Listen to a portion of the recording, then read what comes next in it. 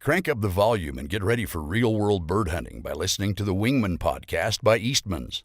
Now your host, Todd Helms. Hey guys, Todd Helms here with the Wingmen podcast, or the Wing Beats podcast. We haven't made up our mind 100% on a name, but we'll let you know when that happens. But today, I'm super stoked to bring you a podcast with Barton Ramsey of Southern Oak Kennels and Cornerstone Gundog Academy. Barton, how's it going, man? It's going great, Todd. Thanks for having me. I'm excited to hop on and chat with you for a little bit, man. And actually excited to have something to do in the middle of the day that requires me being in the air conditioner, honestly. So it's nice. I bet. I bet it's hotter than sin down there. What are your temps? It's rough. It's screaming here in Wyoming, but at least it cools off at night. That's the biggest difference. You know, I've talked to a couple of our clients up in the Northeast, and one called me the other day, and he was asking how to deal with flies that are, flies will get kind of picky on a dog's ears if they're all around your kennels, and you got to really be careful because if they get going, you really got to get the dog inside. And we haven't dealt with that in a while, but I said, man, how hot is it up there? And he's in Delaware, and he said it was in the 90s, mid 90s for like 10 days in a row. But then I asked, what's it get down to in the night? And it gets down, low 60s. I was like, man, that would be nice. We're pushing 100 degrees almost every day, somewhere between 93 and 100. But the hardest part for us is it never drops below. I mean, I took my daughter on a date night last night, and she's 9 years old. We left the restaurant about 10 o'clock p.m., pretty late, and it was still in the mid 80s.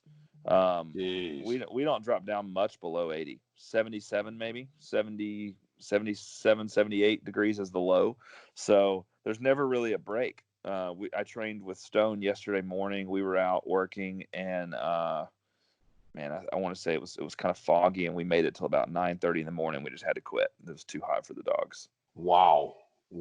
Yeah, I was just going to say that probably really pushes your training early mornings and short time windows, and you got a lot of dogs to run through too.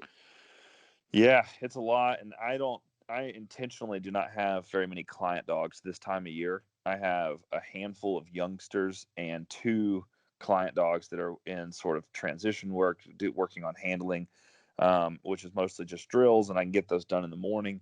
But yeah, now my other guys that are working with Southern Oak, they're still loaded and trying to get dogs prepared for the season this fall, and you just got to get it done. You got to get the dog wet early. Start working them, I would say by 6:15, you need to be set up and running dogs, and you've got about 3.5 hours before you got to call it quits, and then get your drill work in the evening if you can, just as quick as possible. And that's about it. Yeah. You talk about getting them wet early, and that just aids with evaporation throughout the training. I'm assuming helps keep them a little cooler.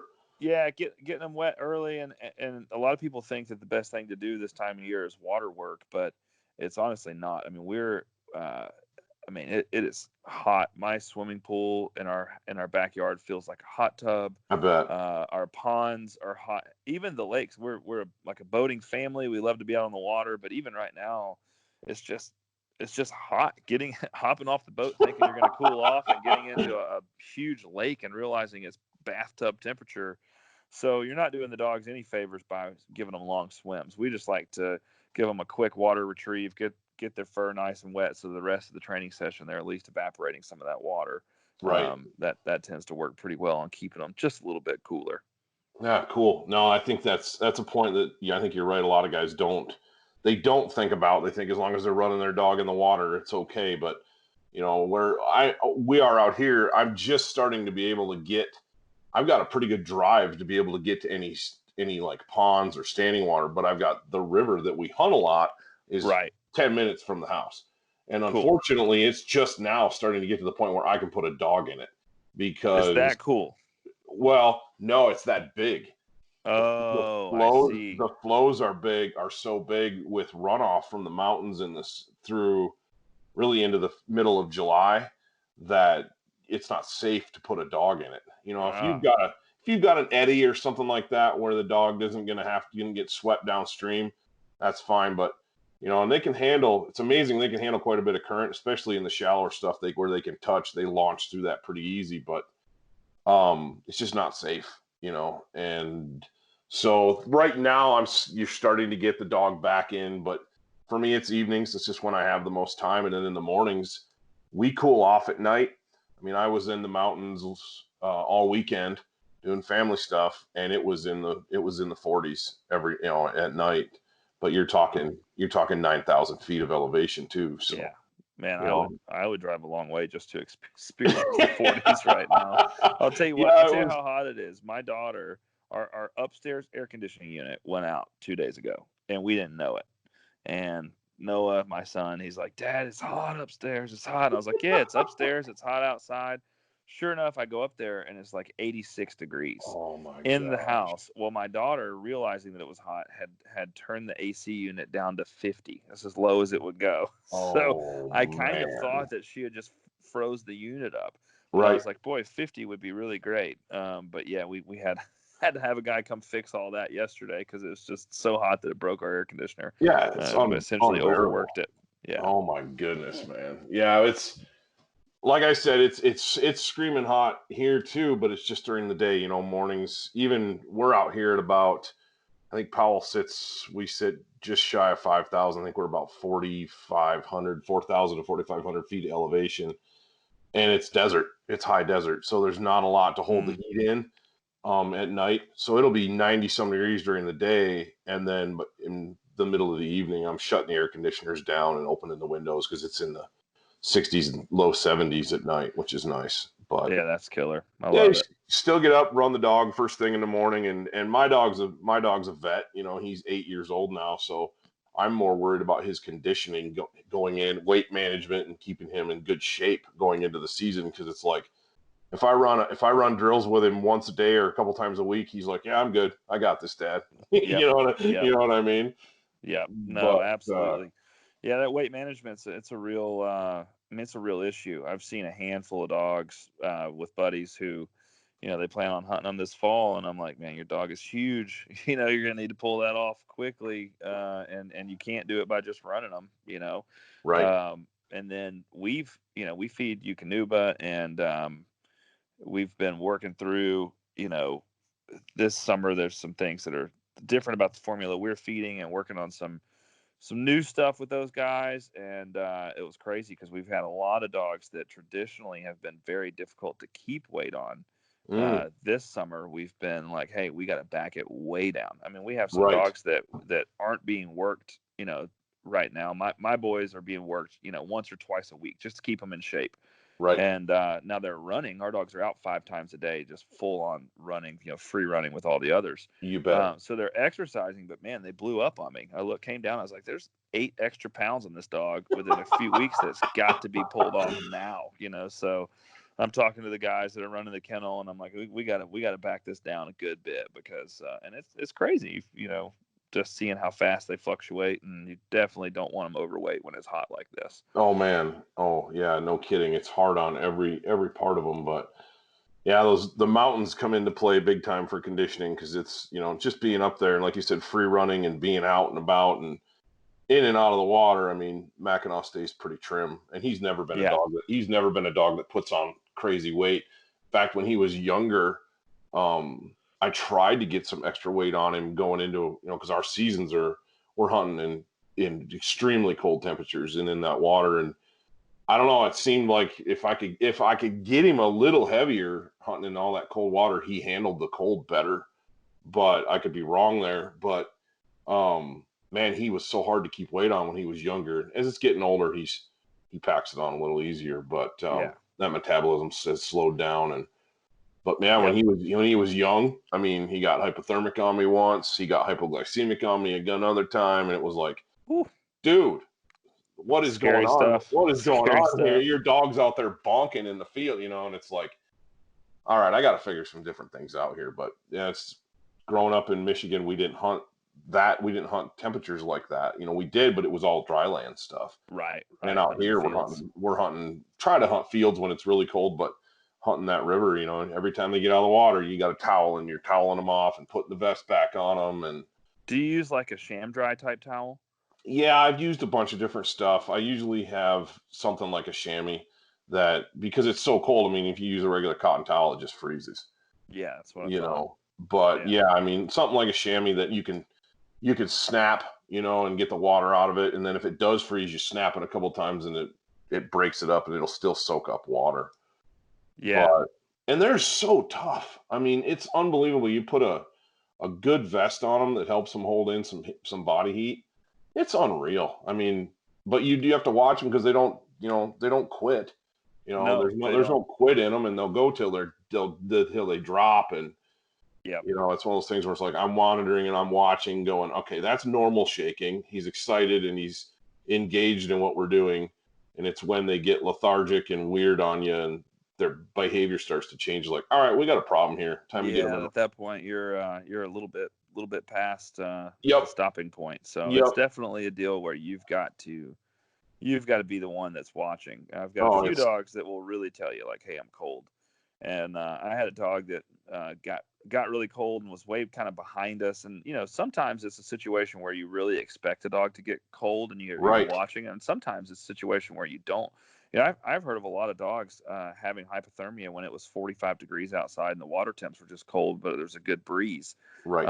And so, yeah, I had a dog that started whining, and I was like, Hmm. this dog has never made a noise in the blind ever. Like there's no chance he's making this noise. And I was like, who is making that noise? I turn around, he's whining. And I was like, what? And I look at him, I was like, oh, buddy, you're cold. We're gonna have to go Yeah. and get you to the truck. And Yep. yeah, it's you definitely you've got to be the mature one. It's no different with my kids. They'll Yep. go and go and go Exactly. until they quit. And I'm like, hey, no, actually, it's bedtime because it's not going to be good for you if you stay up any longer. So, Exactly. yeah, Yep. it's No, the you're same with the exactly heat, right. though. It's the same with the heat. The signs here and watching dogs and then also just seeing people working dogs and videos of dogs. I'm like, that dog is really close to heat stroke right there. And I know some guys who had a nice stud dog that they had imported from the UK and were breeding, and he had a heat stroke. This has been probably 8 years ago. He had a heat stroke just doing normal work in the morning during the summertime, and number one was never able to produce puppies anymore, Oh, and number two just was never the same mentally, yeah. never sharp, and it's completely avoidable. Completely avoidable. And not to knock the guys that have done that. I've been there. I was there with a Springer Spaniel once, literally just playing frisbee off the porch. Sure. And next thing I know, I look over and she's walking back sideways, and I was like, "What is she doing?" And it just fell over. And yeah, it's up to you to be the mature, responsible one and stop them before it's too late. Yeah. No, I couldn't agree more. And that's, like I said, you would see that here if you ran your dogs, middle of the day type thing, but Yeah, with the heat. But yeah, it's the cold. That's when we're getting after it the most. And there's times when we had a hunt last year where we hunted with Jim Sobier from Sitka. He came down from Bozeman and hunted with us. And the first day we were in a dryland field and it was cold. It was 15 below with wind chill, and we didn't have the dogs. There was no great place to hide them. We were in really skinny hide, and was like, just leave them. And we got a lot going on, and if we need to go grab one to get a cripple or something, we can. And we ended up mopping up a few I think 3 birds at the end of the day that had sailed. That the dogs were able to collect for us, no problem. sure. But Yeah, yeah. it was not a great scenario to have a dog in. And then the second day we hunted the river, and it was literally like a 7-Eleven slurpee. I mean, Oh just yeah, the with all the river was ice and all just that. Yeah. slush. It was just Ugh. slush. And I looked at the other guy and I said, we can take the dogs, but I said, they're going to be, it's way harder for them to swim in this than it is for us to wade in it. So I was like, if they get one that they can jump off the bank, grab, and then jump back out, I'm like, those close birds, we can do that. But I said, otherwise, man, it's going to be on us. We're going to have to really watch these dogs. And I Yep. think that day our dogs only retrieved half. I think we shot a 4 or 5 man limit, but I think our dogs only retrieved a handful of birds just simply because of that slush. It's Yeah. so hard for them. They can't swim through it, Yeah, that's you know? tough. And doesn't Jim have does he have a Drahttar or a? I'm not sure what Jim's got. I'm not sure he even has a dog, to be honest, Barton. He didn't bring a dog with him. Oh, gotcha. He does have a dog. It's not a Labrador. But it may be a Drahttar. Yeah. Yeah, he has. It's either that or like a wire hair pointer or something like that. Anyway, not the type of dog that you'd want in the slush like that because it just turned into a mop. Oh my gosh. Yep. Big old swamp collie. Yep. Like throw them in the boat, and pretty soon you got a gallon and a half of water in the bottom of your boat. Yep. I got a buddy that runs a field golden, and man, you can't even hunt. You can't hunt him in a boat. You know what I mean? Yeah, we call them swamp. That's what we call goldens, the swamp collies. But man, there's some really nice lines of field goldens out there. But that's my big deal with them is just keeping them somewhat clean. Right. Because I'm a Springer Spaniel guy. That was the beginning of dogs for me with Springer Spaniels, and I've got one right now. My wife's Spaniel's in the kennel in the garage because he failed to go to the bathroom when I let him out for 30 minutes last night, and he was too interested in playing, so he went in his crate and just covered himself in poop. And I'm like, this is going to take 4 baths to like get this smell off of him. Whereas with Labradors, you just let them go swim in the lake for a second and they're clean. Exactly. Just off it goes. So I know. Yeah, I used some. I'll never forget.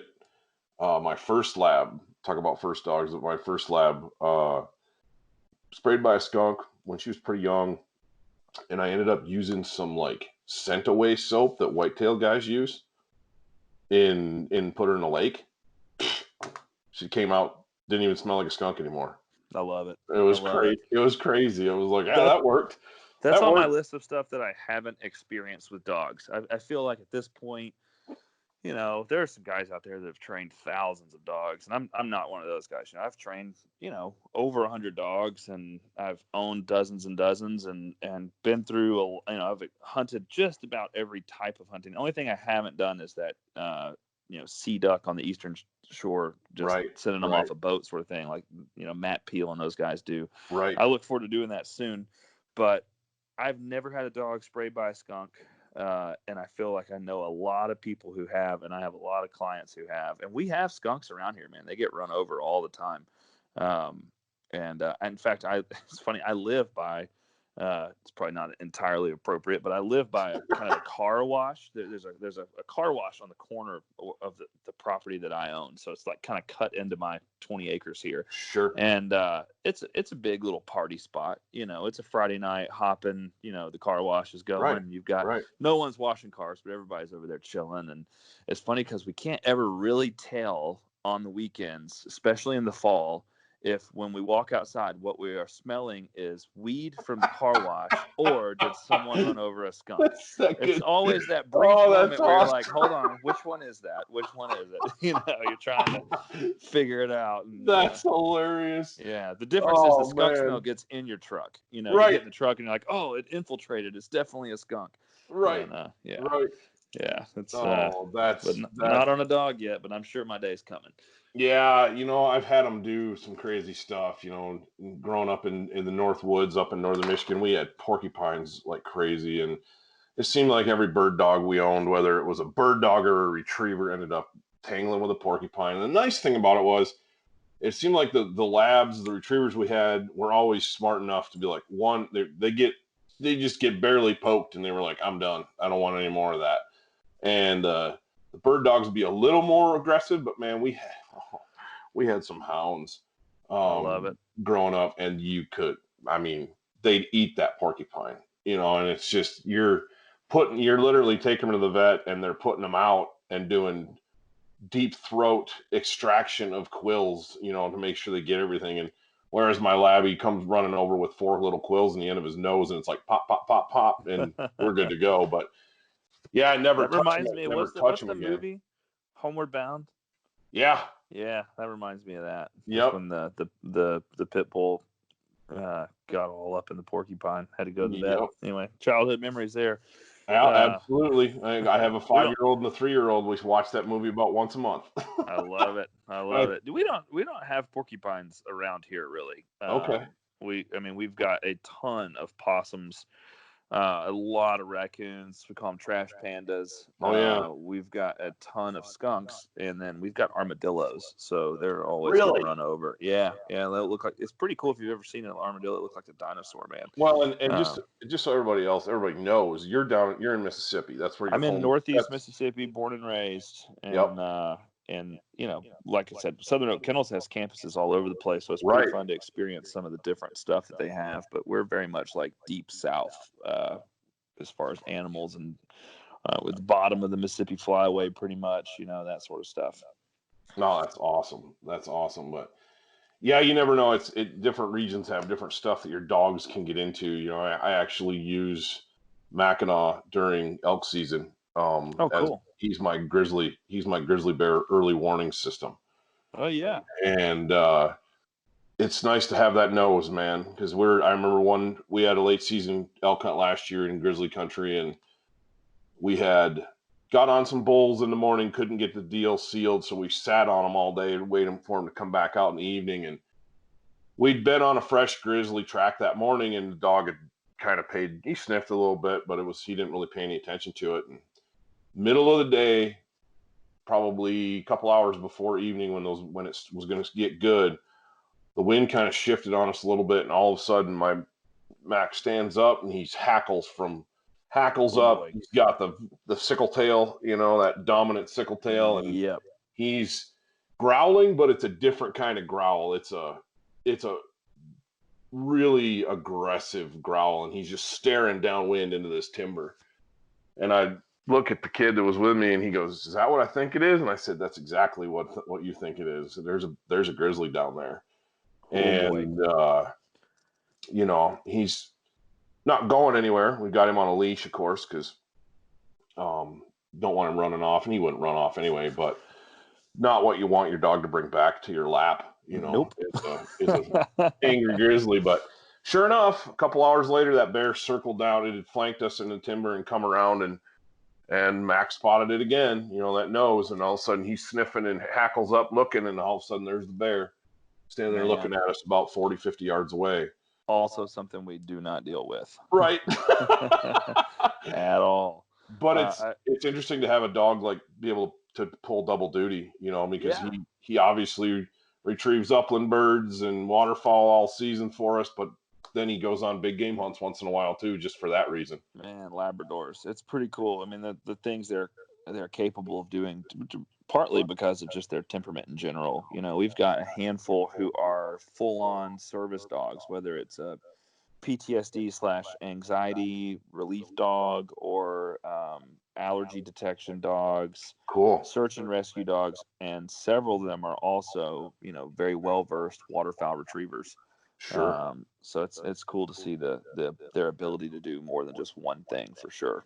Yeah. I don't know about you, but I'm kind of a dog guy no matter what. I like dogs in general. Yep. Like that, this is the line from the movie Snatch. Do you like dags? Yeah. Dogs. Okay, I got dogs. Yeah, I like dogs. I'd forgotten about that. Yeah, I love dogs in general, and I've just started kind of branching out a little bit with my training. I got into Springer Spaniels as a kid by chance. My parents' best friends had some field-bred Springers, and I was like, these dogs are cool. And I didn't hunt. I didn't really do any sort of outdoor activities other than like BMX and motocross, but sure. I got into these Springers, and they were so trainable, and ended up getting one in high school and trained her. And then when I did get into duck hunting, I went hunting with some guys, and they had just kind of an okay dog. And I was like, my Springer, the one who fetched Frisbees, I was like, she could do this. So I was like, hey, can I take a few of these ducks home? Took them home, threw them a few times.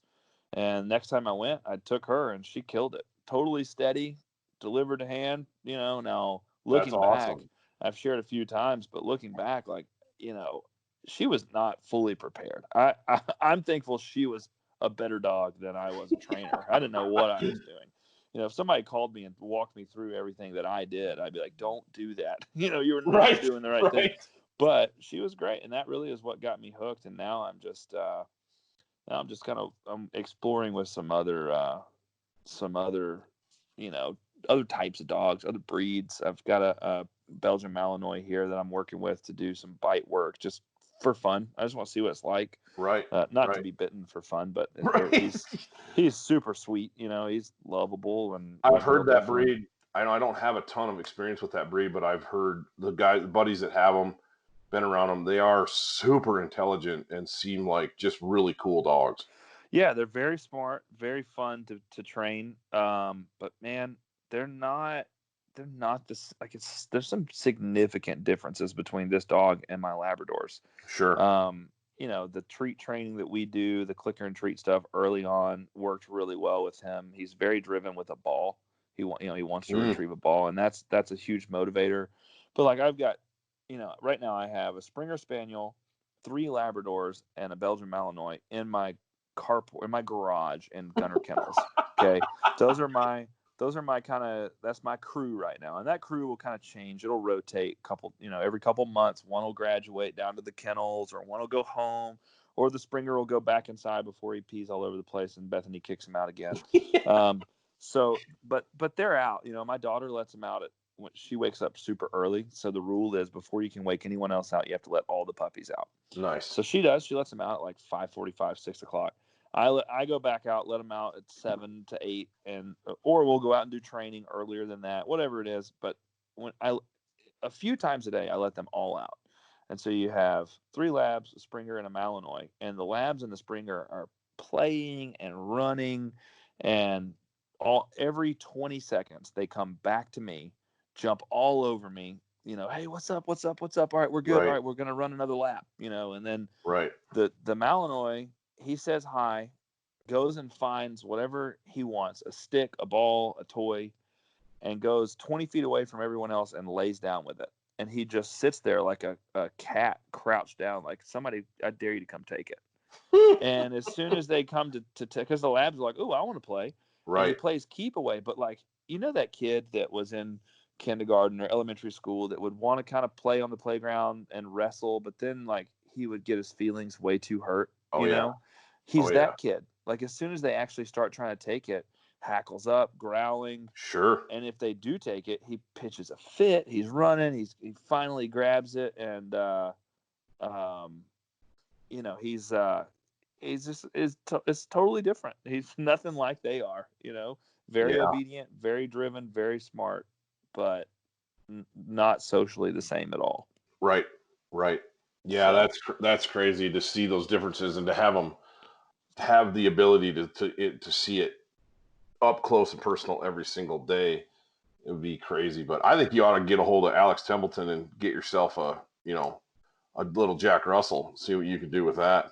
Yeah. Wait, hold on. You mean Alex Brittingham? Brittingham. I'm sorry. I'm sorry. I'm friends with both. I thought you were about to talk about like a herding dog because Alex Templeton, with all the cattle work and all that they do. You bet. Down in Missouri. That would be super fun. I don't think they use a lot of dogs. I know everyone that does what Alex Templeton does, they have like a farm dog, Yeah. But I have seen some pretty cool shepherding stuff with dogs, the ones that like run over the tops of sheep. Mm-hmm. Man, I watch videos on that honestly more than I should. I go down the YouTube rabbit hole, and I'm like 2 hours later, I'm like, this dog ran over 18 sheep, check this out. But that would be fun. But I've actually met Gator, and man, I love Alex Brittingham. She's just one of the best in our industry at what she does. Yeah. And that little dog is cool, man. He is cool. But again, she will tell you straight up, personality-wise, very, very different than a Labrador. Sure. Oh, yeah. So really fun. I almost feel like the guys like me or guys in our industry who just train labs, and I'm honestly, we pretty much only train Southern Oak labs. We don't even dip into training a lot of outside bred dogs unless they're imported by us. Sure. I feel like we're kind of cheating. It's like these. When I work with another breed, I'm like, boy, labs are easy. they wake up and they're like, how can I make you happy? Man. I've always said if everybody in the world acted like a Labrador Retriever, it'd be a so much better place. You know what I mean? It's just like, you just see them, they come running down a trail and they're like, oh, hey, I don't know you, but I like you, and it's funny because out here we have the ranch dogs and they'll be crouched on a flatbed truck and you'll go to the grocery store and there's 4 ranch dogs, and they live on that flatbed. You know, no kennels, no restraints, 65 miles an hour down the highway, and they're just standing there. You know what I mean? It's just, it's unreal. Bizarre. It is bizarre. It is. Yeah. But you walk by and they're mean mugging you from 70 yards away across the parking lot. Like, Man. This is my flatbed. Don't come anywhere near me. Man, And that's wild. not all of them are mean, obviously, but man alive, you spending much time in the mountains messing around, and you're gonna run across, on trails and stuff, you're gonna run across guys on horseback, and they've always got dogs, and that's always like kind of a fear of mine with my lab. It's like he's so friendly that he wants to go say hi, and it's like, those dogs have a different job, buddy. They may not be happy to see you, especially when you get around sheep and they turn these Great Pyrenees sheepdogs loose. Yeah. Those sheep, and you can't see them. They just look like sheep out there, and then all of a sudden there's 430-pound dogs, staring through your windshield at you in your car. Oh, and it's man. like, don't get out. That's a whole different ball game there. That's a whole Super other cool type that of they dog. have purposes though, and oh yeah, it's cool to me that there's so many uses for dogs, and that's how breeding has gone. We kind of frown on mixing breeds now. I definitely do. But at the same time, there's a reason that those dogs became what they became, and that they're different from labs, and that some sort of selective choices and breeding this and that. It's pretty wild when you get into some of that stuff. I talked to a guy in the UK a couple of years ago when I was there, and it's a guy actually won the IGL championship recently. I think, he mentioned some crazy stuff. I was a little taken aback, but it was stuff that's happened within the last, 2020? So it'd be within the last 70, 75 years. And he was talking about his granddad, and maybe it was his wife's granddad, someone that was breeding, and they were like, we had some labs, but we wanted a little bit more speed, so we did a greyhound cross. No kidding. And then we kept a pup, and we just kept breeding that line back to the labs until eventually it was kind of like lab again, but they had this whole different level of speed. And I was like, what? In my mind, I'm thinking, like, if you got caught doing that right now, you'd be crucified. You know what I mean? Right. And I get that, but at the same time, I was like, these guys didn't care. They were like, I want my dog to be faster. Right. Well, greyhounds are fast. I was like, man, this is a really wild thing. So anyway, man, I wonder what, I got a buddy out here that runs a little outfitter business, and he's got a dog, lab, black lab male, and I think he's part of that line that you're talking about, because he's like going waist high, you know what I mean? And he's all legs. He's all legs, and he is so fast. I mean, it's like, if we're hunting dry land and we got crippled Canadas, I'm like, yep, I'm gonna leave Mac in the truck. You can use him, because it's like, it's not even fair, he's there and back. It's unreal how fast. But yeah, man, I could sit here and talk dogs all day. That's really cool. But you talk about getting your start, with Springer Spaniels and not being, not really hunting. But now you're an avid waterfowler. How did that come about? Yeah, man, this is probably, I don't know how long you want to go, but man, it's actually, I think, one of the most important parts of my story. And people focus on, the dogs and all this and that. And I know what I do. I know what people are looking at and what Southern Oak is known for and all that. But man, I was a student pastor. I was brought up here in Mississippi, went to Dallas, Texas, and I got the opportunity to come back home and work at a church here. And I'd kind of gotten into shooting clay pigeons with some friends. I'd gotten into just doing some kind of outdoorsy type stuff, but I was definitely not an outdoorsman, right? I was definitely not a hunter by any stretch. And I didn't look like a hunter. That's a weird thing to say, but I was, skinny jeans, probably still wear skinny jeans. But I Those was, demon jeans. yeah, long hair, at one point had my lips pierced, my ears stretched Oh, out. wow. I've got a Okay. lot of I was in a metal band for Sure. years. So I didn't look the part. And I had this guy from my church who was a super cool guy. His name's Kelly. He was like, "Hey, you have any interest in going duck hunting this weekend? It's the opener." And I was like, I don't know. That seems cool. Never done that before. And the guy took me. I had my hunter's education from high school. He took me to get a license and some waders. Let me borrow a shotgun and shells, and took me on my first duck hunt. And I shot my first duck. It was a ringneck, which I thought was cool. And I had no idea about anything to do with duck hunting. I even remember walking into the water and thinking, this feels really weird. Neoprene waders going into the water the first time, they kind of stick to your legs. Right. And Right. I was like, "Am my feet getting wet?" No, they're not. I'd never done any of that. No And kidding. I was 21 years old. And the reason that story is important to me is because this guy took me to his best hunting spot. What's crazy Sure. is he ended up getting kind of out of duck hunting, at least for a little while, and I hunted that spot, public hunting No spot, kidding. That's cool. and he knew it. And what's wild is he didn't really have any reason to invite me other than he wanted someone else to share the love of the sport, right? That was Right. it. Like, he liked me. I was working at his church. Let's take this young guy out. If he had not invited me, I can say with 1,000% certainty, Southern Oak Kennels doesn't exist. Yeah. If he Yeah. didn't have me out duck hunting, there is no Southern Oak Kennels. That is what started it. So to me, it's a challenge.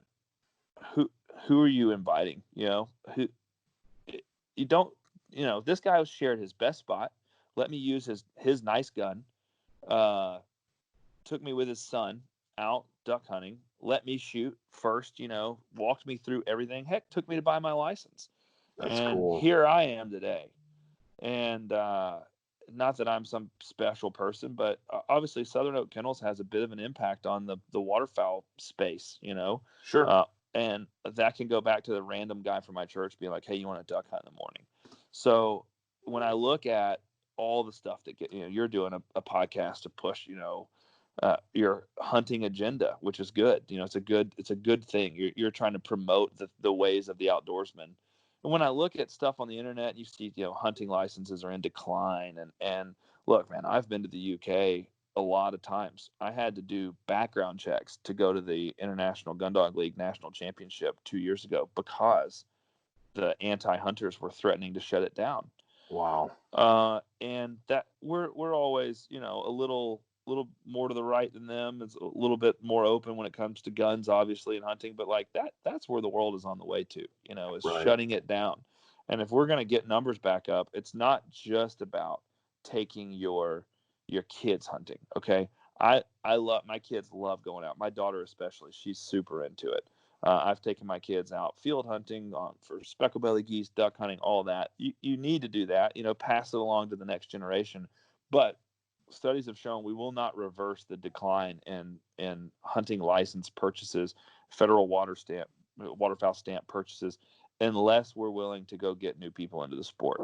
And I know that Ducks Unlimited, Delta Waterfowl have both been working towards some agendas toward this sort of thing. And man, that's the most important part of my story, was that some random dude took me duck hunting to his best spot. He wasn't like, "Oh, I can't show him my good spot." He wasn't like, "Oh, I want to keep all this to myself." He just shared his love of the sport, and that's how I got into it, man. And I think we definitely need to be doing the same. Oh, I couldn't agree more. That's a cool story. It's rare. What you said about, it's one thing to take somebody out hunting. It's another to take them to your best spot, and be like, Sure. here it is. This is what I love. This is why I love it. And yeah, I couldn't agree more. It's it's more than just your kids. It's taking other Yes. people's kids. It's we have in the office here. I mean, Wingmen is a part of a much larger company with Eastman's Publishing. Obviously, we have the big game stuff is the majority of what we do through Eastman's, and we have several ladies in the office that were not hunters when they started here. Yep. And in very short order, it wasn't like, well, you have to hunt to work here. That obviously that's not it. But in very short order, they're around it, they're looking at it, and they're going, huh, I think I might want to get a doe tag or a cow elk tag and put some meat in the freezer. And next thing you know, they're into just hooked. They're into hooked, and they're hook, line, and sinker. And then I've got them out.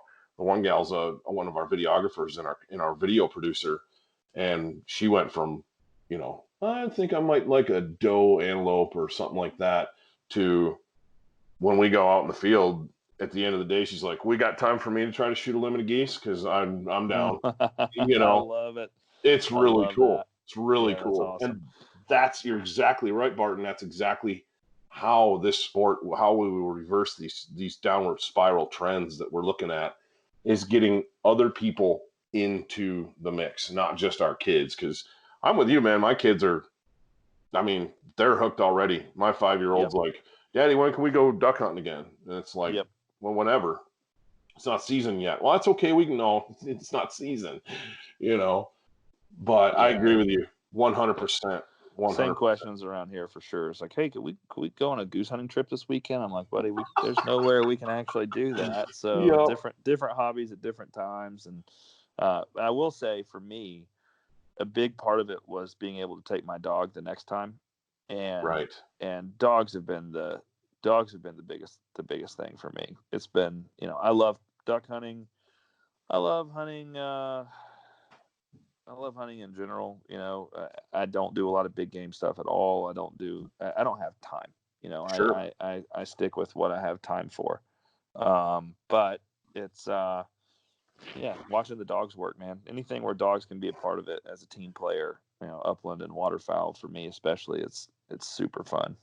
Yeah, I'm right there with you. I've gotten to the point where it's kind of like, if I can't take my dog and there may not be a dog involved, I'm kind of like, because I'm at the point too where it's like, I love working my dog. I love watching what he does, and it's amazing. But man, I like watching other guys work their dogs too. It's like you're rooting for them. Oh, dude, I get to go on some super fun hunts where I bet people are like, here's this dog, and I mentioned it in the Say When film that we did a while ago with but man, like, it's that part of it is so fun. Just I read, I brought this dog into the world, now obviously I believe God did that, and I believe there's a lot of other factors involved, but like, it was our decision to pair these two dogs and create these litters, like, hey, this is a litter we are choosing to have. And then we removed the birthing sack because mama was tired, all that kind of stuff, man. And then fast forward 2 years later, and I'm in a field watching this dog crush geese. That is a cool feeling. It's like, man, this is what I had in mind, when I thought, let's do this. And man, that's really fun. But I am the same way. I'm like, I'm not so sure I really want to go hunt if I can't bring my dog. I guess that's kind of become understood, because now it's like, right, what dogs are we bringing other than Barton's dog? Yeah, you're kind of the dog guy, Yeah. If dogs aren't a thing, probably best to just kind of not invite me. Yeah, exactly. Yeah. No, I hear you. It's there's just something about them, they just become a part of the family, and it's pretty hard to separate your life from the dog and vice versa. For sure. And I'm looking at Mackinaw's 8. This would be his 8th hunting season, and I was talking to you a while back and saying, I think I can get another year or two out of him where he can work hard, but I want to get another young one, and I'm looking forward to that. That whole process is going to be, take a step back, because it's going from having a veteran dog that knows everything or knows what to do to, I'm going to be going back to a puppy, and okay, expectations are different, timetables different. It's like, we don't just go out in the field and go hunt. I don't have to worry about my dog because he's got it. You know what I mean? It's like, it's going to be definitely an adjustment when you go back to a pup. there's yeah. good and bad. There's like, hey, there's a lot of things I did with my older dog that I would change, Right. that I Right. would do a little bit differently. But then there's also like, it's very hard for the second dog. I always tell people like, hey, I can get you a dog. I can hopefully produce a dog that you're going to love and you're going to be super proud of. I can't clone your current dog, Right. and Right. so I tell people from the beginning, I'm like, if you're looking, because they start the conversation with, I'm looking for one just like, Fluffy, and I'm like, hey, look, Fluffy, when he's gone, he's gone. We can't reproduce Fluffy, like we're gonna have to, whatever the name is. But and it's true, man. My first like Labrador that was mine, she's down at the kennel. Her name's Maggie. Last year she was with the guys at Salt Plains Outfitters and crushed it. The years before that, she's been at Five Oaks picking up in the timber, and she picks up 600 to 800 birds a season, and she's 10, and man, she's going deaf. I trained her 3 days ago. She couldn't hardly hear anything, and I'm like working the dog, trying not to cry. I'm like, man, this is the first time I've really realized like you can't hear me. You can't hear my whistle. You know what I mean? Like it's not your fault. But man, if every female Labrador that I could have owned after her could have been her, I would have chosen that. If every one of them could have been exactly what she is. And I realized there is never going to be another her, right? But I've had some stellar dogs, and some that I really love other things about. But it's very hard to replace that first one, man. Very hard. Yeah. Well, I know when you and I were talking about puppy selection and this and that, I kind of had a little bit of a leg up because I realized what you were saying, and I knew that going in. Like, I'm never going to duplicate this dog or that dog. My first lab, same thing. I had a female. I got lucky, dude. It was like backyard breeding. The dude stapled a paper plate to the board on the sporting goods store I was working at, and I went and looked at the pups and went, yeah, okay, I'll take one, like $200, and walked out. And it was a combination of the dogs were, she came out of hunting stock. She was a hunter, but I was single and I was working third or afternoon, second shift. I had nothing but time with that dog. I love it. And, she was awesome. Same type deal, but it was just a perfect combination. But yeah, no, I got this Mackinaw dog, and he came from a different breeder, but you knew his dad, and you had experience with his dad, and so you kind of knew what personality traits I was used to, because I'll be real honest, didn't know his dad very well. I got to spend a couple hours at that kennel checking him out and stuff, but I'm like, just from what I saw there and the dog I have now, they're like very similar personalities. And so when I was able to tell you that, you were like, yeah, I think I got the dog you want. Yeah.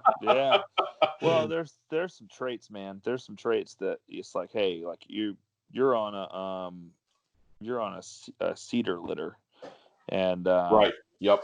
We kind of know, what comes through that line. We have a general idea what comes through that line. So yeah, it's good to know that. And look, even I think you're on the Cedar Fia. So we have super good idea what those pups be like. But every once in a while you get like, we bred a litter one time that we thought was going to be a super like tame, docile, good drive, but very easy to deal with litter. Sure. And man, those little suckers were some dragons, dude. It was like, man, where did this come from? Something in the combo, almost the whole litter. I was like, people were like, the dog just has to be. She was like, literally, this one guy was like, I have to throw 50 or 60 tennis balls with a chuck it in the morning just to have the dog to be able to come inside. Yep. And I was like, dang, sorry. Didn't see that coming. For the most part, it's yeah, we can predict pretty well what, once you get used to a line, so like Cedar, for instance, he's a half brother to Arden. We owned the litter mate to their mother. He was a field trial champion. The guy I mentioned telling the story about his granddad, he owns that dog's son and won the IGL with him. We have 3 daughters of that dog in our breeding program. And then when you go to the top of the pedigree, we have 4 or 5 females that are, I mean, if you look at our stuff, we have to be very careful because we have, like Bruno cannot be bred to about 10 of our females at Southern Oak Kennels because they're too close. Too close. And the reason we have them, though, is because we know that line. We want to keep our coefficient of inbreeding down as low as possible. Unlike a lot of other breeds, some of those guys doing like squirrel dogs are like, I bred 2 litter mates together to get this line. That kind of, wow. Well, they do breed grandfather to daughter and that kind of stuff. And with Labradors, you're trying to keep it down below 10% if you can. And but we're familiar with the lines and what they produce for the most part. But at the same time, nature will always throw you a curveball. Just when you think you can predict it, it's gonna, remind you that you can't. They were dragons. Oh, that's hilarious. I've seen. Yeah, we all know labs like that. It's like, woof, wow. Yeah, and our dragons, I would say, are probably more docile than the fire-breathing dragons you get from some of the AFC lines. Right. And our dragons are still probably a little easier to deal with, but at the same time, not necessarily what people, the British lab thing has been, I think, oversold. People, it's gotten a bad rap from a lot of people marketing it as this perfect angel of a dog that's never gonna, I'm like, it's a Labrador, son. That if you leave these dogs alone in your house before they're a year old, they will burn it down. Like you will not have any bottoms of any furniture left. It will be chewed off. Bear cubs loose in your house. 100%. There's still a dog. So yeah, exactly. No, exactly. I couldn't agree with you more. It's people see my dog, and honestly, out here in Wyoming, they're not used to seeing, a true British lab he's fully grown and he weighs 64 pounds. You know what I mean? And he's muscular and he's perfectly put together, but he's just not very big. Mm-hmm. And people are like, "Oh, he's such a cute puppy." And I'm like, "No, he's 8 years old." We get that all the time. We let all the females out at once, and everybody's like, "How old are they?" They're like, 10, 11 months. I'm like, "No, she's 6. Yeah, exactly. She's 4. Exactly. This is as big as they're gonna get." So yeah. But I also hear a lot too. I hear it a lot this time of year when I've got him in the drift boat. And we're trout fishing, and people will be like, "Oh, look at that dog, man! He's gorgeous." That kind of thing. It's like, yeah, absolutely. And I'm not holding up, like you said, I'm not holding up the British lab or my dog is like the perfect, the best, whatever. It's just he's got a look that I like. He's got a temperament that I like, and it works for me. My other couple guys I hunt with are running, I guess for lack of a better term, American style dogs, and they get it done too. I mean, they're faster than he is. They're bigger than he is. There's situations where they're better suited to what we're trying to do than he is. There's one spot I can't hunt.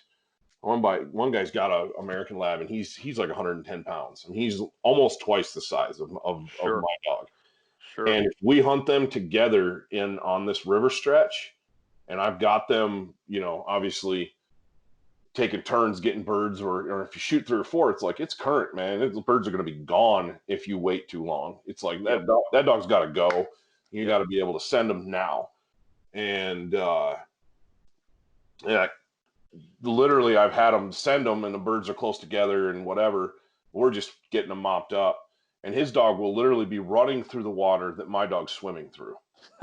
And so speed wise, I let that other dog go first, and then I'll go downstream, take Mac, and go, "Okay, buddy, there you go. There's yours."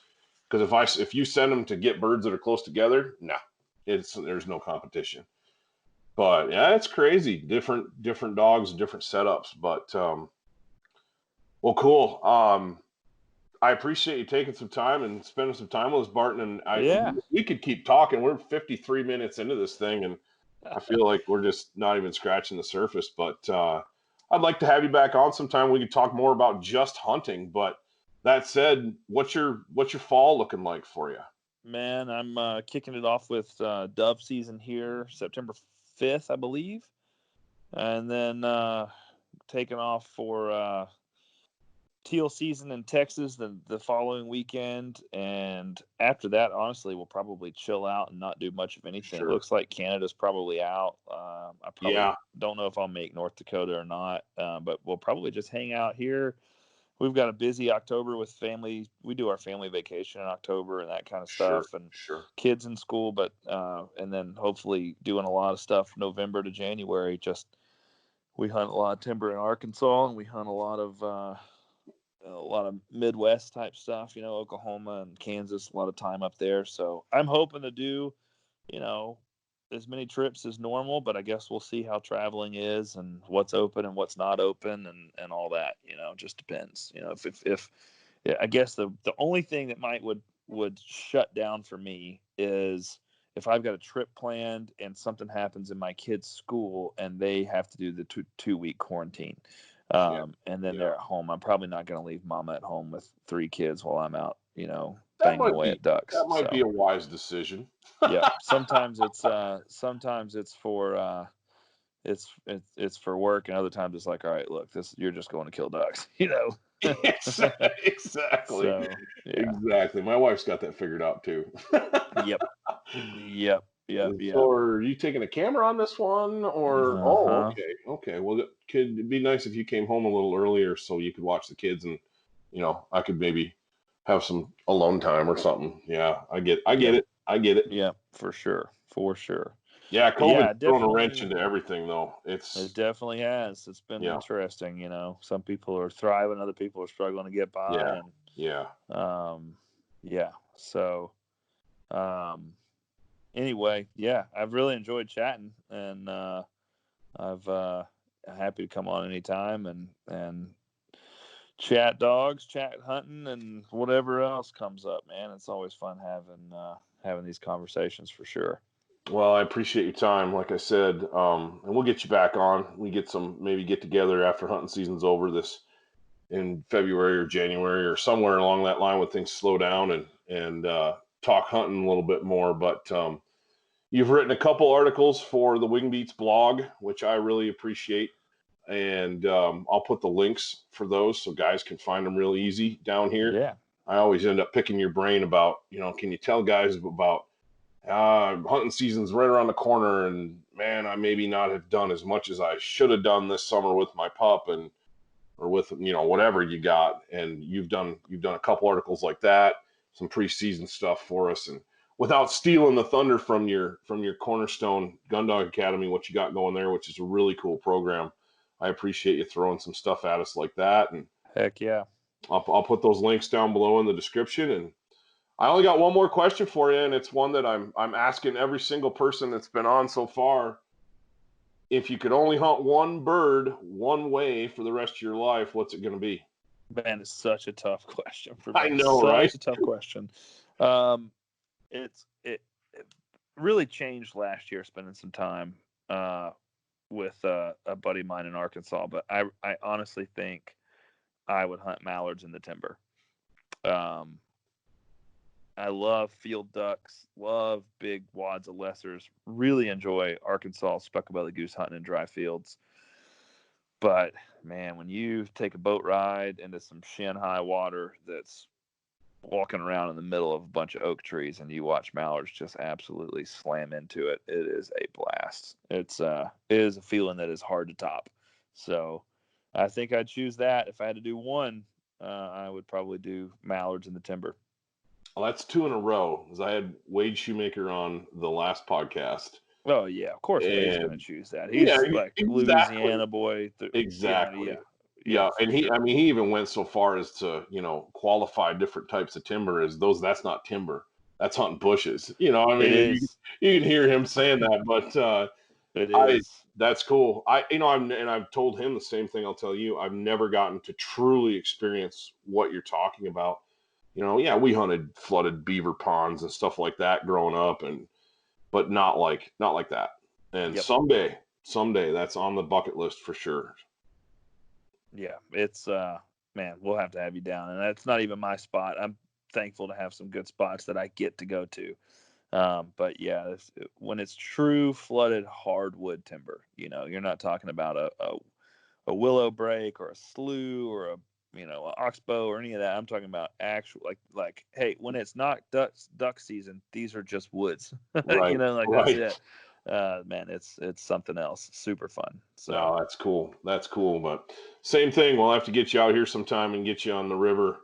I'd love it. That's a different experience too. I've had guys be like, "So can't believe you put a dog in that." It's like, Yeah, they handle it just fine. But yeah, cool. Well, Barton, thank you for your time, man. I really appreciate it. And stay cool down there.